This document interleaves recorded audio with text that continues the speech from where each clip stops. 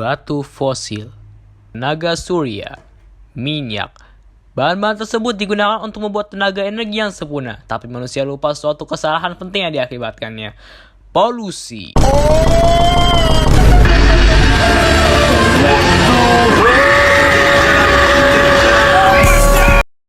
Nah guys, kalau tadi di intro kita udah ngomongin soal polusi dari energi fosil, batu bara, minyak, dan gas.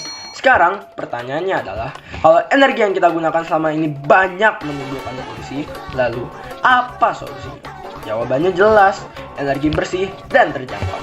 Energi bersih itu apa sih?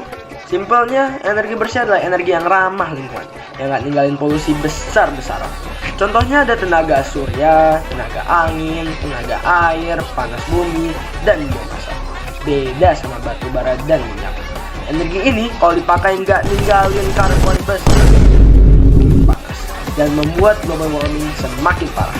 Kita tentu tidak ingin ini terjadi, ya kan? Bumi kita bisa lebih sehat, udara segar, dan kita juga lebih nyaman buat hidup.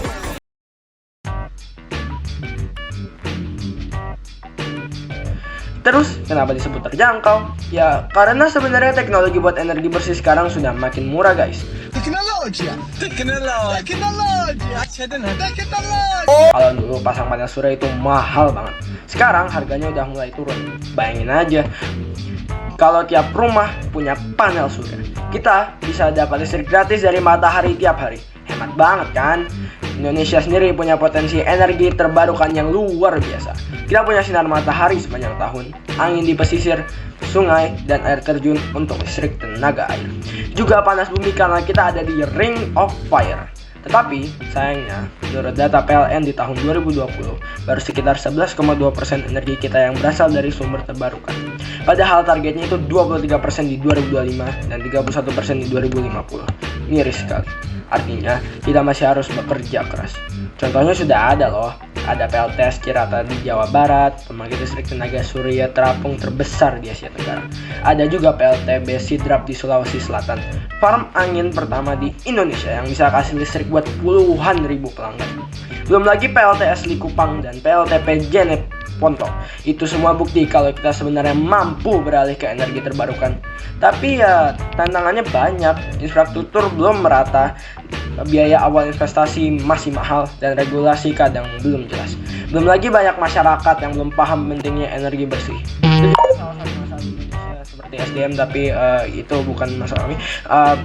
Tapi kalau kita serius, masalah ini bisa dibatasi. Mulai dari penggunaan panel surya off-grid di desa-desa, investasi lebih banyak di pembangkit bersih, sampai edukasi masyarakat. Selain itu, energi bersih juga bisa bikin lapangan kerja baru, misalnya di bidang perawatan panel surya, pembangunan turbin angin, atau pembangkit tenaga air. Jadi bukan cuma lingkungan yang selamat, ekonomi juga ikut berkembang. Itu yang seharusnya Gibran lakukan. Intinya gini guys, kalau kita terus bergantung sama energi kotor kayak minyak dan batu bara, kita bakal kena akibatnya. Polusi makin parah, kesehatan terganggu, dan bumi makin panas. Tapi, kalau kita beralih ke energi bersih yang terjangkau, kita bukan cuma menyelamatkan bumi, tapi juga nyiapin masa depan yang lebih baik buat generasi kita nanti. Indonesia Emas 2050.